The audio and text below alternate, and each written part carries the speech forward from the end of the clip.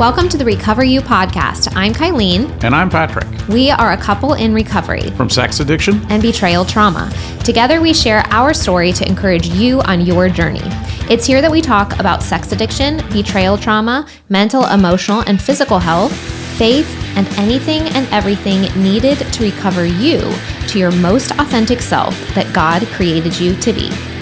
Welcome, everyone, to this week's episode of Recover You. Hello, Patrick. Hello, Kylene. We hope everyone is having a great... You just laughed. You said, hello, Patrick. Ha, ha, ha, ha, ha. I don't know why the intro always somehow makes me giggle. Somehow our little interaction gets me every time. Is it my professionalism as I count you in? Probably. Yes, I know. Yeah. We hope everyone has had a great week. Today, we are going to discuss, it's going to seem like we're just giving you some life updates, but really what it is an analogy that it is stuff that we've gone through recently, but it's like an analogy for healing. And I was thinking about some things, and a couple metaphors came from this weekend, and then from a really short trip we took recently. And I was like, oh, it's like a really good recovery metaphor. And so we're actually pairing them together because it all has like the same topic, which is essentially when you have like a vision and a goal for your life or for healing or for your relationship. So whatever it is, or all three, thinking about how much we talk on the podcast about having the vision helps you see how to get there. Mm-hmm. But we're going to be talking about like overcoming the hurdles because life is stressful and things happen, and when to know to like keep going versus when do you know that, hey, maybe that's not worth it anymore. Right. So yeah, we're going to talk about that, but we're going to do so with a metaphor. So that being said, yesterday was another concert that I hosted. So this is I did one last year, and I hosted one this year, and I love collaborating, so I invite people to participate. It was really fun. We had my sister on the piano, my brother-in-law on the organ.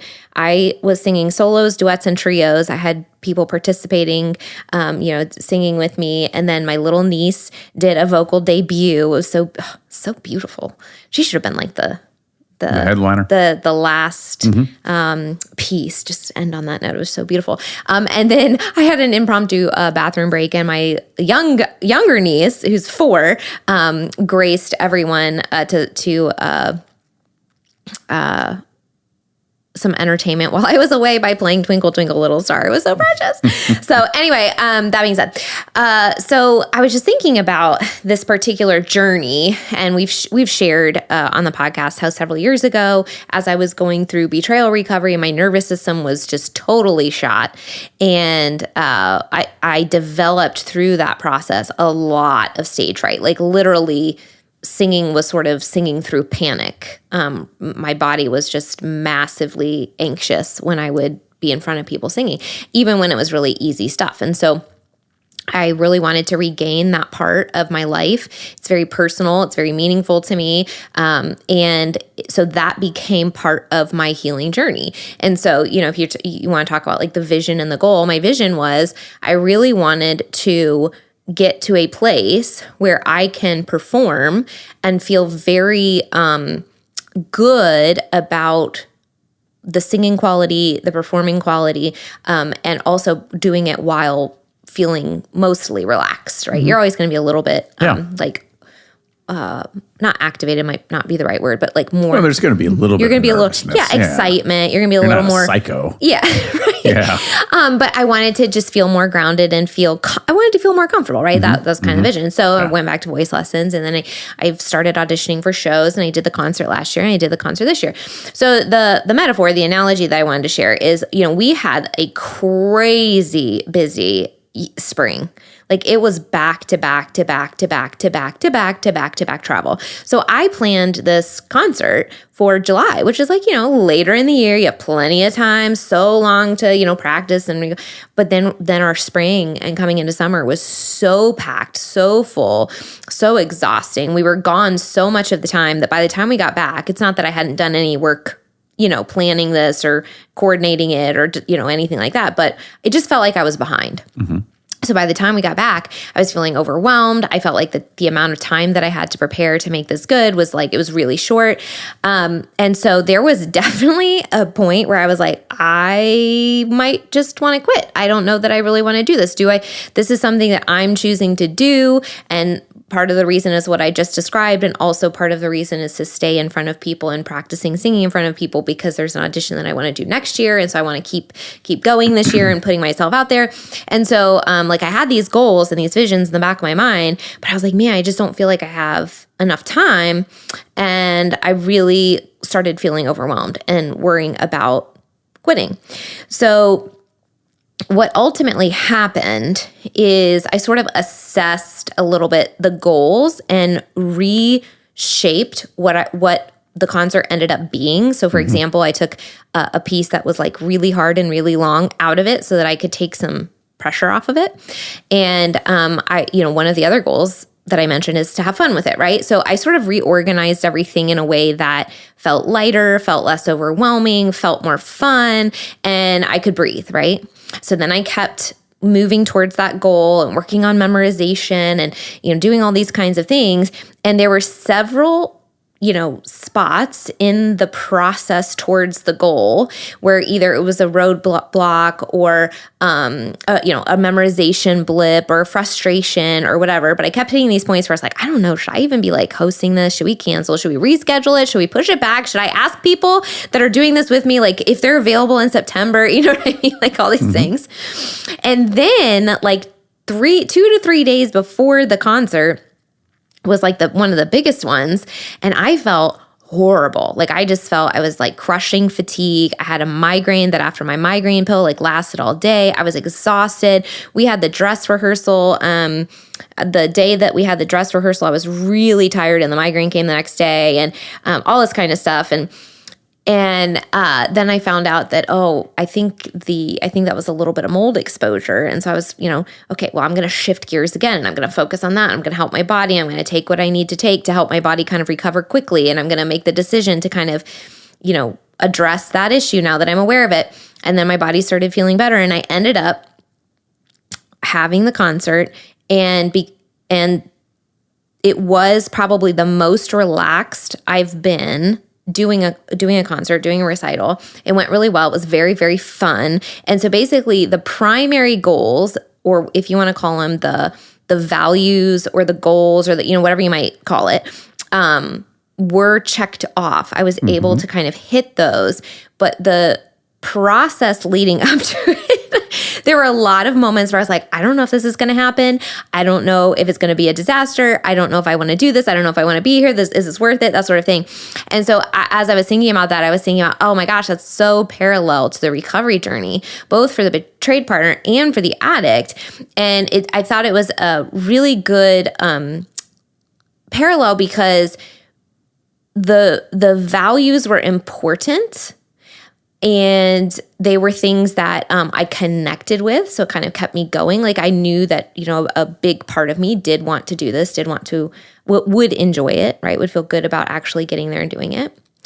And then the other piece I think that really is parallel is all the hurdles that kind of come your way and all the times that you want to quit. But because I was tied to the values and the goals, I also reoriented. Right? When I felt overwhelmed, I would change a decision or I would adjust something or I would add something that felt more fun or I would take something away or whatever that might be, right?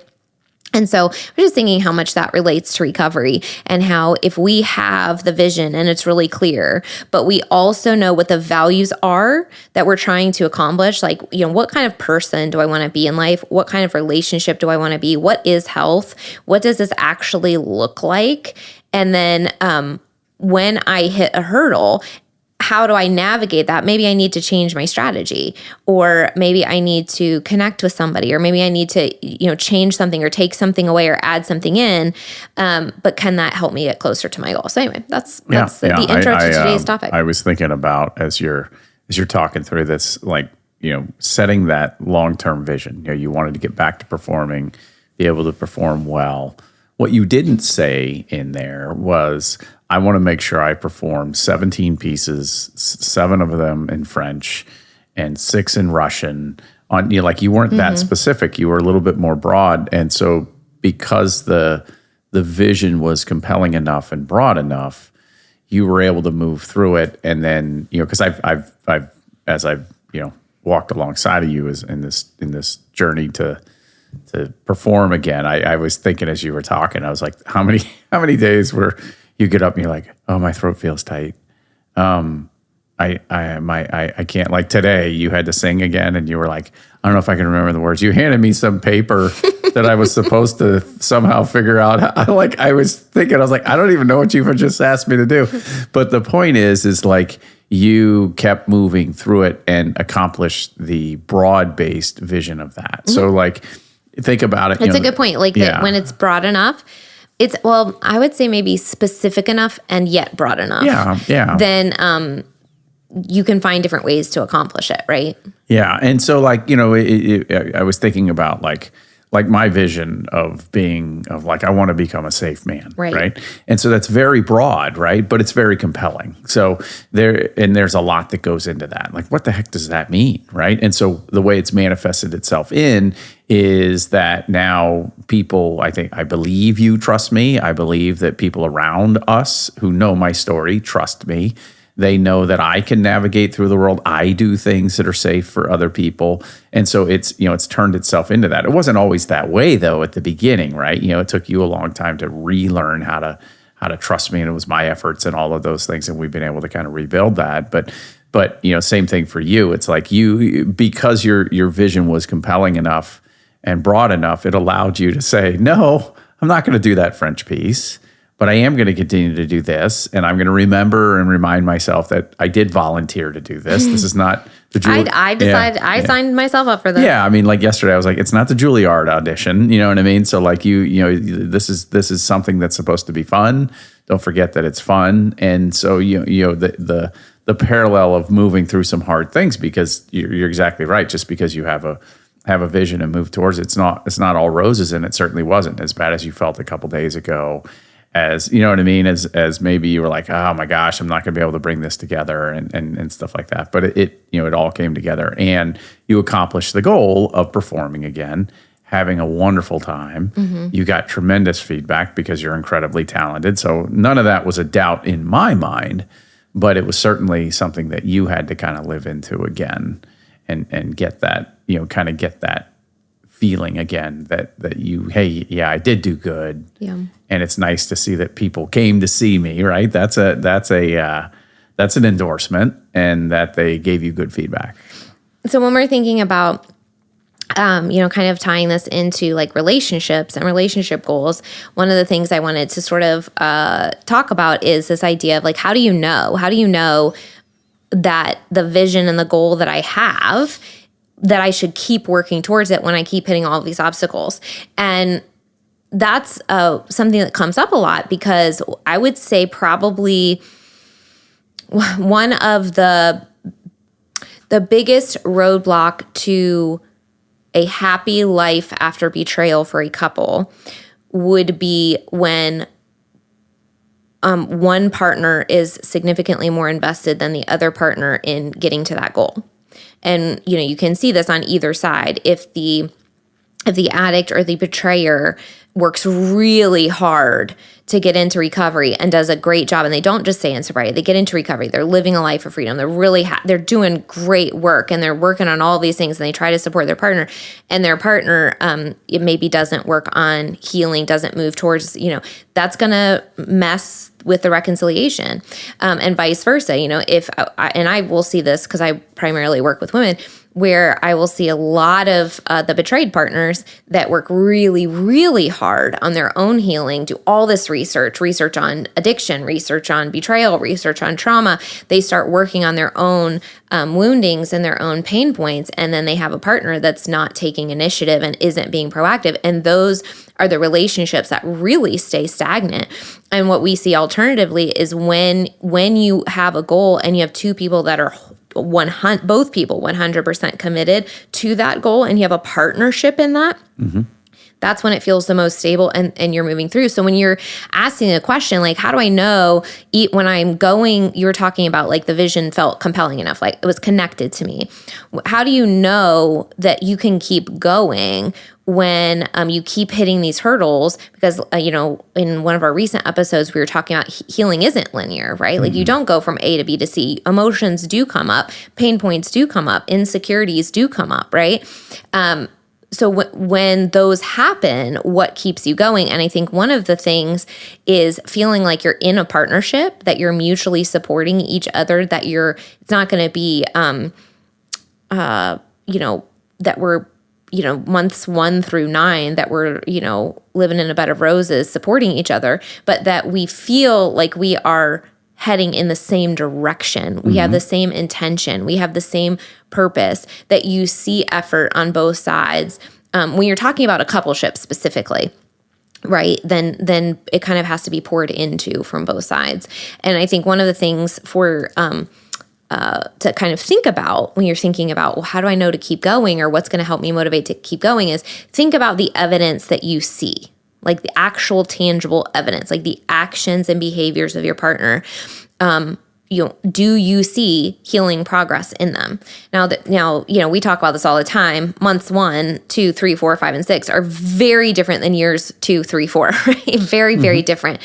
But I would say in general, you will get a sense within the first 6 months, even the first 3 months, of where people are in terms of their intention, their motivation, and their commitment to moving forward.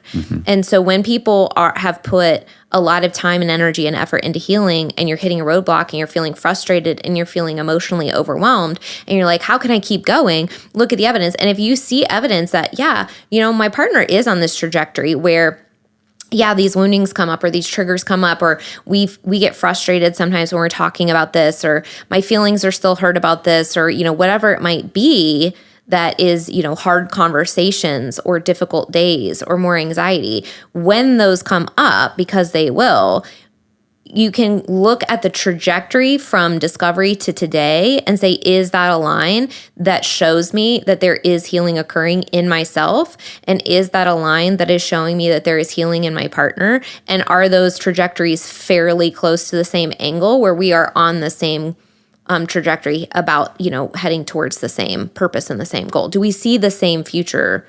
And are we looking for the same outcome? Yeah. And are we working for the same outcome? And I think what you're talking about helps as you're moving through these things, because I think sometimes in our infancy of our thought processes on healing on both sides, we think that when we feel good, that means we're healed. When we feel bad, that means we're not. When actually what you may find is you're feeling good because you're in denial, and you're feeling bad because you're really going through some emotions. So it doesn't mean that, you know what I mean? So like, I think that's you see hey, we're doing good now because we stopped talking about it. Well, maybe you need to be talking about it. Maybe because you stopped asking the addict, he hasn't learned questions, right?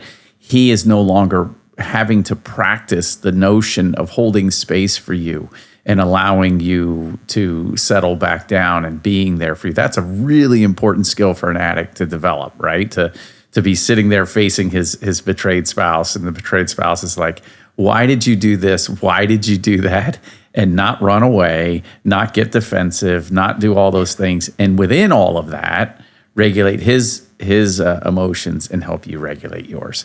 If you don't go through that, and sometimes the mistake is to say, we're doing really bad. Well, maybe you're not. Maybe you're actually doing what real work and what real life is, because those skills compounded over time are going to create a beautiful relationship between the two of you. Yeah. And I would say, just looking back on our personal journey, I very often felt like my emotional healing, I just felt like it was slow. I think the way my brain works, I think sometimes things about my brain are hard to describe. So even when I'm trying to put it into words here. I'm not sure how it works either. Thanks, Patrick. So empathetic and helpful. In the reviews, if somebody could write in, no, just kidding. What is wrong with you? Just kidding. No, Just kidding. No, you think through things wonderfully. Well, I think what I'm trying to explain is it's almost like my brain couldn't like move forward to the next step of healing. And so it's like if you have a room and it has like sand in it, my brain doesn't really want to go to the next room until all the grains of sand have been picked up. So like, let's say you have like 3 grains of sand in the corner, but you've done all this healing work. Like I'm still going to feel anxiety about that because I don't trust you because the 3 grains of sand are there. Not necessarily because you're doing anything, but because those 3 grains are still those are still wound points for me. And so it just felt emotionally for me like it was really slow, but also it was like the tortoise and the hare situation where my brain, once it would get to a place, would land there. Does that make sense? Oh, yeah. The way I'm describing that? So it would be slow, but I really wanted to be complete and thorough about the next steps that I was taking, if that makes sense. So when I'm thinking about our personal journey and I'm thinking about this concept that we're talking about, I had the vision. There were many times where I had no idea if we would make it, but I would constantly be assessing, I felt like we're on this trajectory that was totally safe. And I could tell. And even when we would get into a place where I would say, hey, like I'm really, really proud of where we've come, but I'm not okay with staying here forever. I would be able to see, hey, we have come really far. Can't stay here, but I think we can keep going. And that's why I bring the conversation up, and then we would have to assess, well, what does that mean? How can we continue moving forward? What are the specific things that are missing, right? So for me, it felt agonizingly slow, but there were so many points in the process, even within the hurdles, that I would be able to see the healing progress. And so I think, when we're talking about if you're struggling and how do you make that decision, look for the evidence. Look for the evidence that you are healing, that you are moving forward, even if it is slow, but there's progress there. And then if it is slow, like just checking in like on the reasons, right? And then checking in on your assessment of your partner and their healing journey and saying, hey, is 5 years from now, 10 years from now, is this trajectory going to be good? Are we going to be in a good place, right? And so there was a lot. I will say I held doubt for a really long time, but there was still this piece of me that was large enough that said, I think if we can work on this, it can be good. I think if we can work on this, it can be good. And so I was just like, all right, well, let's focus on that piece of sand, right? And then eventually it was like, oh, okay, like this is okay. All right, I think this is now we're creating a life. Now we've moved through the trauma aspect. Now we're creating a life that we like. Now this is good, right? Yeah. You talked about like, I don't know about this, and I think for me, as I would be on the receiving end of those comments, those are always really, really they were hard because I was, in essence, I felt like I was following your lead because I didn't know where to go other than just to you didn't really know how to like help the relationship move forward. Except try to be as safe as I could. Which makes sense because how do you necessarily know what to do if moving forward means healing the wounded partner? The wounded partner is going to be able to communicate better about their wounds. Right. Now. Yeah.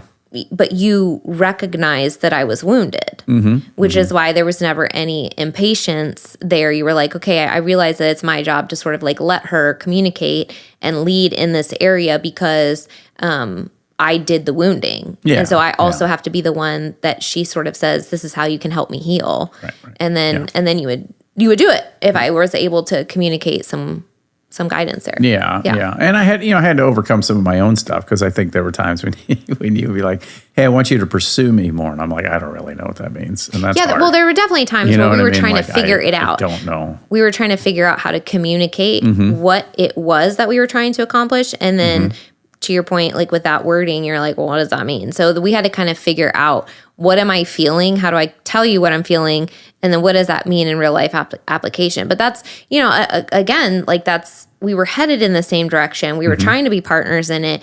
And so that leads into when you feel that you're partners with somebody, then you're going to have those conversations.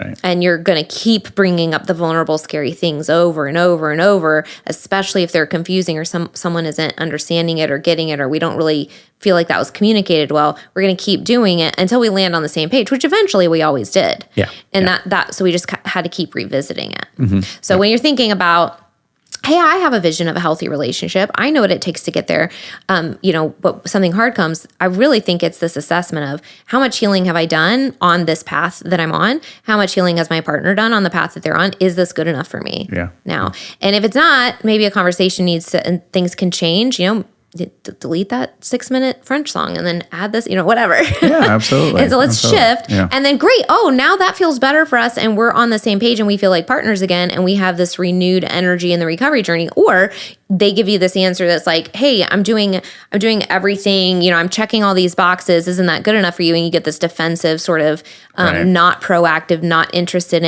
in talking to you about the relation, whatever answer. They're not really in it with you, and then that's information as well. Yeah. Okay, I have the second metaphor for the second half of the podcast. Are you ready? Okay. This is the first story was a Kylene story, and this is both of us, but it's more of a Patrick story. So we were headed to see a train. A big boy. The big boy train. The big boy. The big boy. The big boy. Train. Okay, yes. You want to say it one more time? The big boy. Do you just assume people will know what that means? I don't know.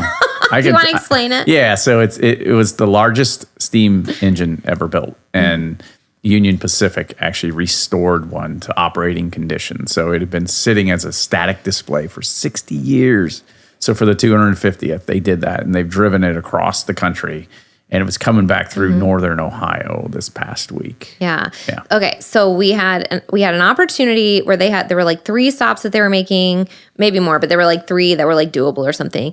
And one in particular was this, hey, we're going to stay parked here and you can go see it. Right. And Patrick is like helicopters, trains, Lego, like those are like Lego trains and Lego helicopters. Yeah, those are like your top 3 things in life. So when he saw this, and my mom thinks it's really cool too, and so you guys were like, let's do this. So Patrick wanted to go visit it, and so we went with my mom and dad. And as we were, so it's about a 2-hour drive to where we were going to go see this thing. And so we drive about an hour into the drive. All of a sudden our ETA and the GPS changes. And so we've already driven 1 out of 2 hours. And all of a sudden our GPS says we have another hour and 45 minutes left. Yeah. So we were like, Patrick's like, that's not good. And so then we were like zooming in on the GPS, you're seeing all these red spots, but it's like close to where we were supposed to end up. So I was like, yeah, it's probably busy like once you get there, but I think we'll be able to make it. So we keep going, right? So we're talking about the vision, the goal, we're getting to this train, this cool experience, and then we have these roadblocks, right? Okay, but we keep going. I'm just following the metaphor here. So we keep going, and then so the GPS keeps shifting, and then all of a sudden all this time keeps coming off, and so it's not going to be an hour and 45 minutes. Like another route came up. It'll save you 25 minutes.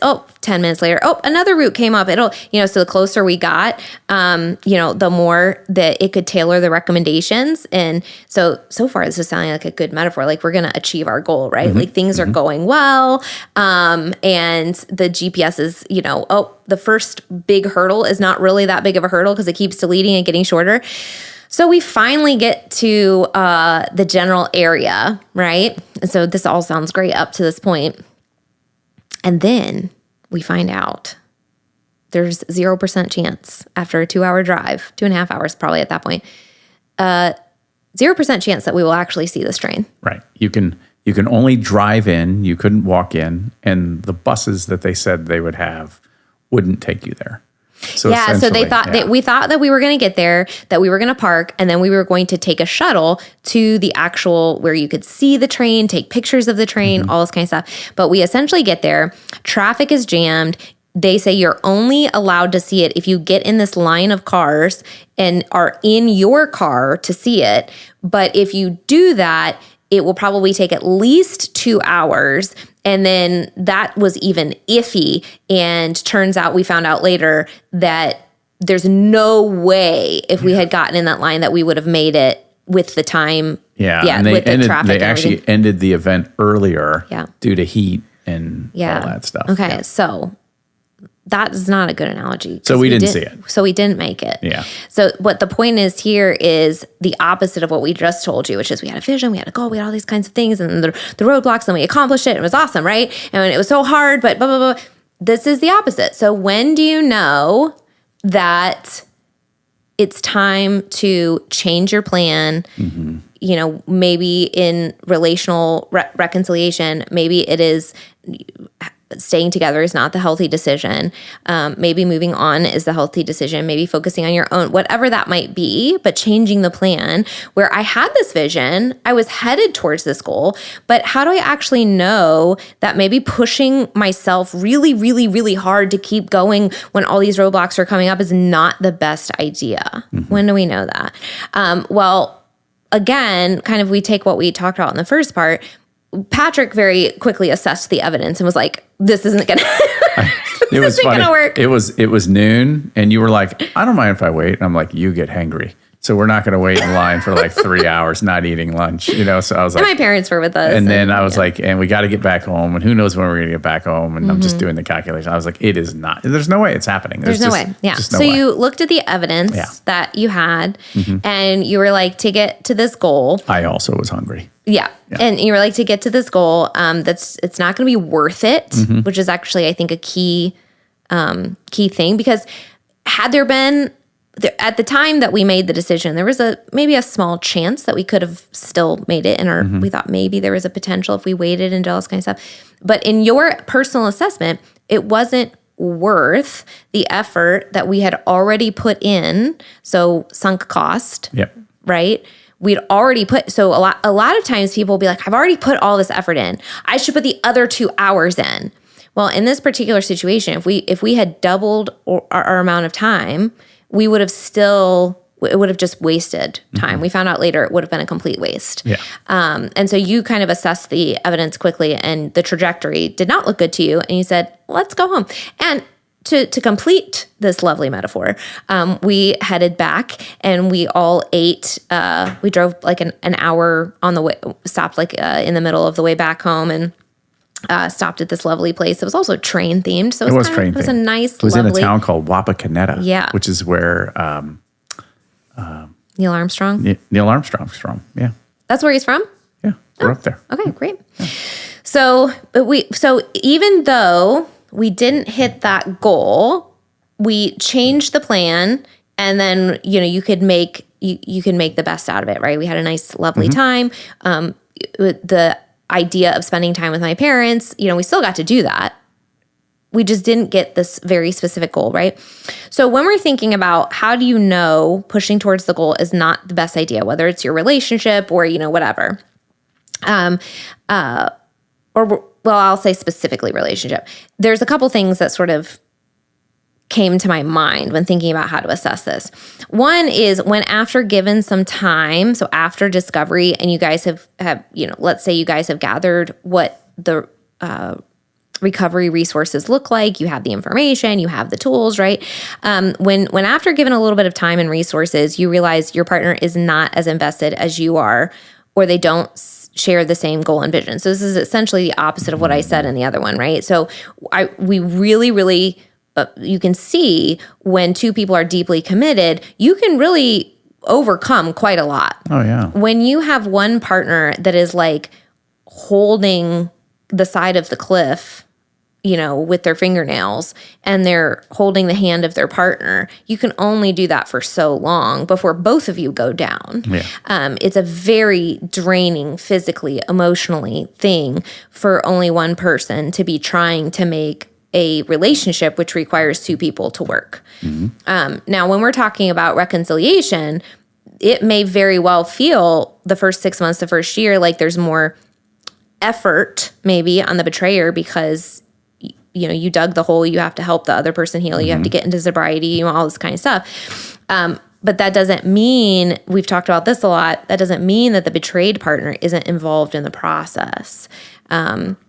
And so if you have one person that's just not involved, it's exhausting. Yeah. And it really, we don't want you guys to be in relationships where you're not ultimately going to be able to relax and feel safe and feel happy and laugh together and love each other and, that sort of thing. And so that's what we're talking about here. If you get to the point where you really recognize, hey, my partner is just they're not really that interested.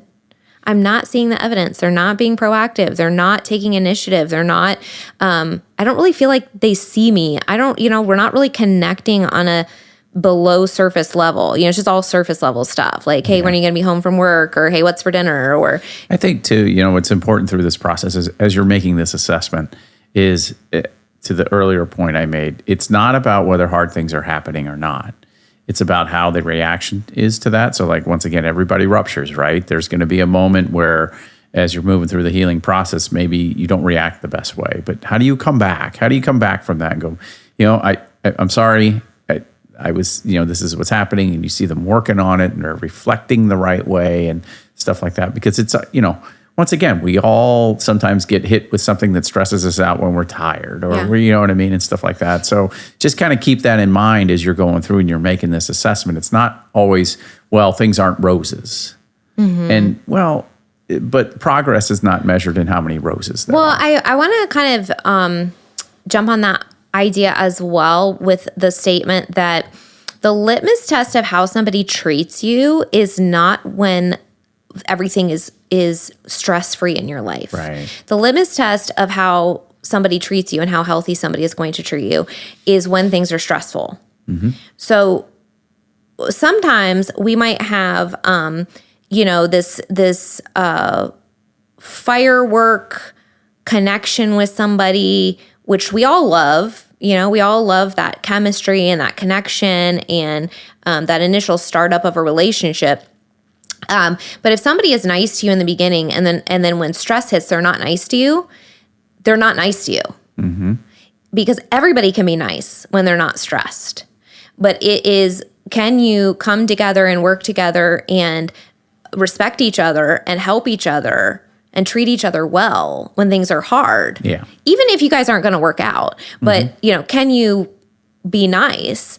That's the litmus is how does somebody handle stress? And like you were just saying, we're not going to be perfect. We're all going to have these moments, but that is a good thing to keep in mind is I can't depend on, or I can't place all of my evidence in the basket of how they treat me just when there's no stress in their life, because that is not realistic. It's when they are under pressure, when they're up against the wall, when I'm upset or calling them on something, when something is hard, when I'm triggered, how does somebody treat me then? Right. Because that's the real litmus of how somebody treats you. That's it. Yeah. That is it. Okay, so the second thing to kind of think about when you're thinking, okay, how do I know pushing towards the goal maybe is not the best idea is, and I don't know, maybe this will be controversial, maybe not. If you realize that accomplishing your goal, your vision, your purpose, your overall health, for example, cannot be realized, cannot be accomplished with this person in your life. And I think there are many situations where that is true. And you could have two people that just don't, they just aren't good for each other, right? Like I think about my ex-husband, like we were not going to help each other accomplish goals. We were not going to help each other be better people. We were not good for each other. We were the opposite. I think, brought out the negative. And it just was not healthy. And there's not a situation where if I think that I'm here on the earth to accomplish something, if I'm here for a purpose, is this person that I'm with going to help me or hinder me or even completely stop me from living into that purpose? And I think that's an important question. Well, also too, like, going through the healing process, it represents, I've changed, I my thought processes are different and all of these different things, but, we always had a genuine like for each other. Right. And that remained through, it's entirely possible that as both of you go through this deep you're like, healing, I don't really like you. You come out, you just you don't see yourself together anymore. You may be wonderful people now, but you might go, well, that's interesting. Like it didn't, and so it And let's just take the shame out of that. It's, it's okay to make these decisions. Yeah. Yep. So anyway, yeah, I mean, you will change through the process. Mm-hmm. Are you still compatible after the change? I think is kind of maybe what you're thinking about. Yeah. If you can be friends with somebody, that's a really good baseline. And again, going back to that litmus test, that's, you treated me well the whole time. Mm-hmm. And I had a lot of emotions through the process, but I treated you well. Mm-hmm. And so that will carry you through if it's under stress, how somebody responds under stress. That's what you really want to look at. That's your future right there. Yep. Is every time somebody is up against the wall, how do they treat you? The third thing to think about is,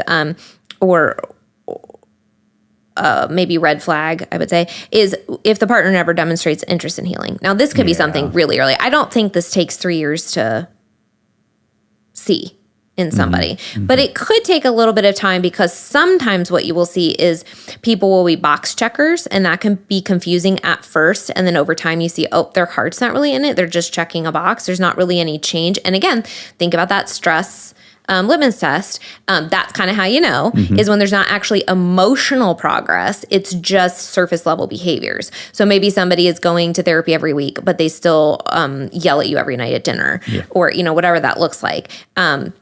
But so it's a little more obvious when somebody is defensive or reactive or just flat out like won't go to therapy, isn't interested in a disclosure, refuses to do things when you bring them healing work, and they're just like, I can't do that, I won't do that, I'm not interested in that. It's a little more obvious there. But that's when that's really a sign they're telling you with their behavior, I'm not really committed or interested in healing. And to me as a betrayed partner, what that says is you're not really that committed or interested in healing with me or helping me. Yeah. Because if I'm giving you these tools and saying, hey, this is the path that, what professionals or the addiction recovery or the couples recovery or whatever is telling me, like, this is the path that works for people. And I'm feeling right now like we're not on a good path and I'd like to try this with you. And you just totally reject that after you've hurt me. That to me, I would interpret as, hey, I don't feel chosen here. Yeah. I'm feeling rejected here, right? And so, again, kind of assessing where we are on the path, what's the trajectory, are we on the same page, are we not on the same page? Also keep in mind, sometimes too, like somebody will start with a therapist and that therapist won't be the right one, for that person, so they have to kind of redirect a little bit. And so we're not talking about, in the first, 6 months as you're trying to get your foundational things in place, getting the right therapist, the right groups. I've got opinions on groups. I've got opinions on therapists and stuff like that. But we are talking about the person's attitude. That's right. And that can be demonstrated in the first 6 months. Absolutely. So, I think that the only reason I bring that up is just remember that sometimes the person may be very committed, but maybe not getting great compatible resources. And that may take a little bit of time to find that. And again, okay, now I'm good. Yeah. And again, that requires communication. Right. The betrayer should be proactive and communicating about their experience in therapy and how much they do or do not get help from their therapist. Yeah. And then that will be information for the betrayed partner. Like, we shouldn't have to drag that out of you. That should be, then that you come home and you have that conversation. The betrayed one or two of you or both of you or whatever, go look for somebody else. Right. Totally. Right. I'm talking more about the attitude of I'm not interested in going, or you provided. I won't ever do a polygraph. I won't ever do a disclosure. Right. Yeah. Yeah. That's just not something I will do, or, whatever. Yeah. Another thing to think about is, further down the road. So some of them not demonstrating interest can sometimes be shown quickly. But further down the road, let's say you've just really given it all you've got. And maybe your partner has too. Maybe both of you have done all the work. You've gone to therapy, you've done the trauma work, you've stabilized. But now you're getting to a point where you feel like you're out of options. Like, there's nothing else to do. You can't identify something to work on. You can't really, you can't think of anything that's necessarily missing. You can't, there's nothing you guys can really work on. You've done it all. And you just realize, we're surviving instead of thriving. We're not, to your point that you were mentioning earlier, we don't feel compatible or like partners or like friends or like, hey, I can put my finger on this thing that's missing and we can address it and we can work on it together. But there really isn't a next step anymore. And then that would be a time when you say, well, maybe that vision of where we thought we were going needs to change, and that's okay, right?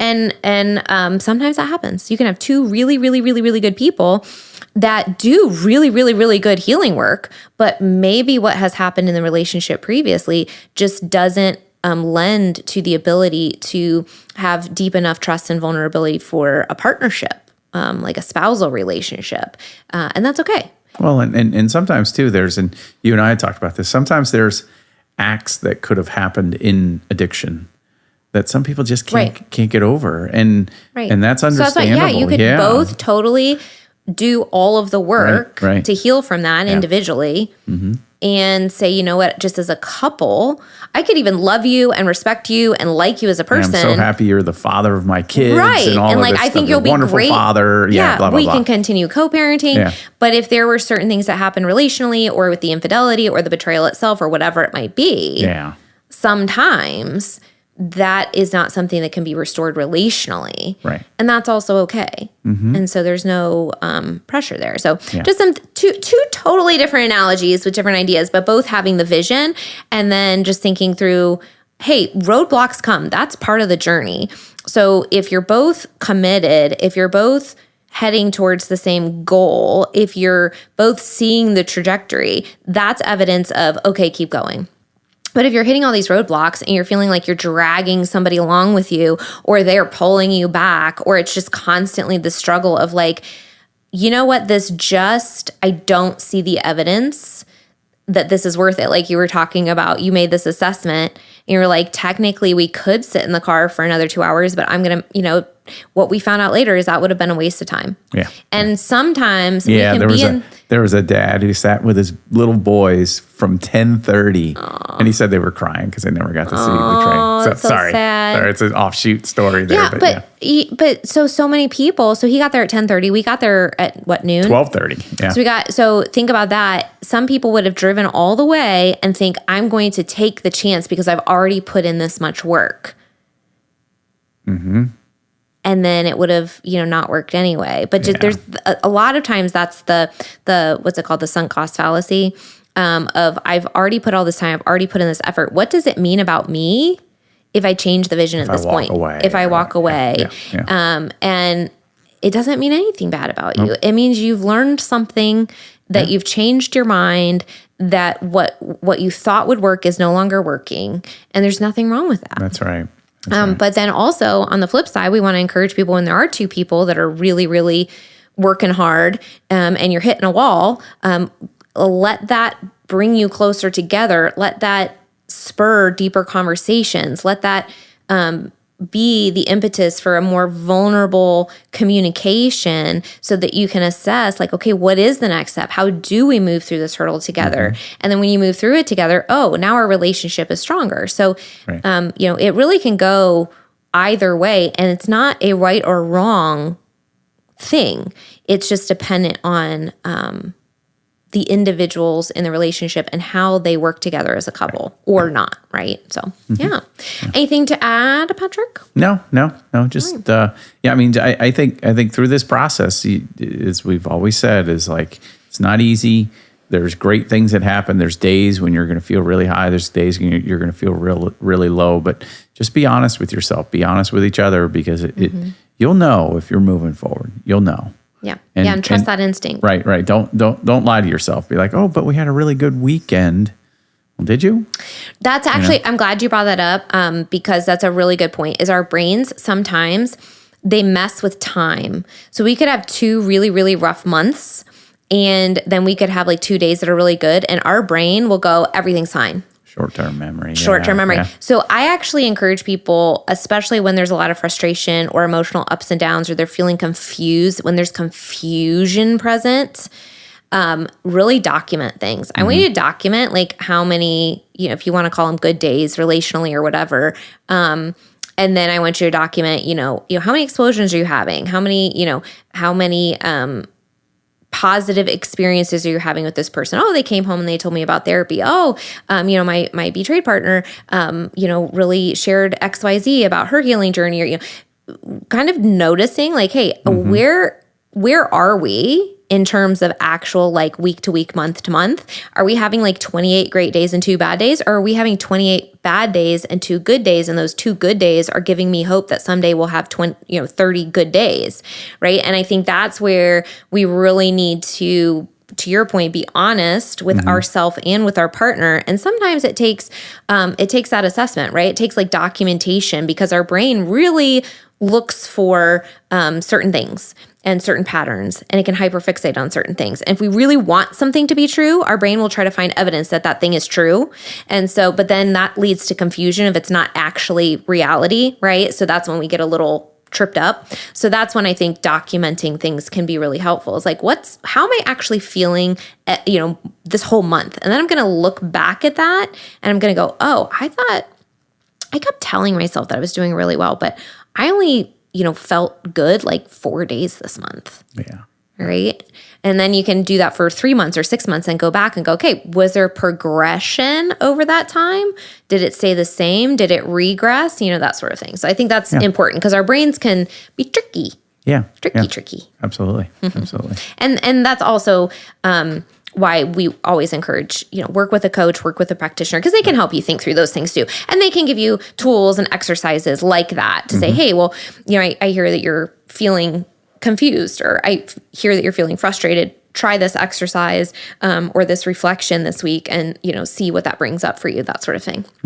And for betrayed partners, go to recoveryoucoaching.com and check out the What's Next course, because it will help you if you are new on the journey, understanding what is the recovery process, what does that look like, and answering a lot of your most common questions. All right, Patrick, do you want to read us out? Is it on this sheet of paper? It is. It's at the bottom. You've been doing such a great job. I'm so proud of you.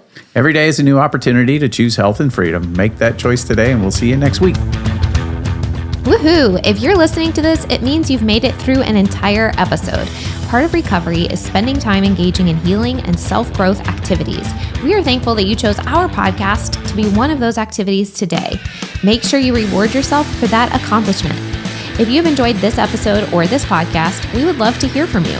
Please take just a few moments to leave a rating and review, letting us know your experience with Recover You.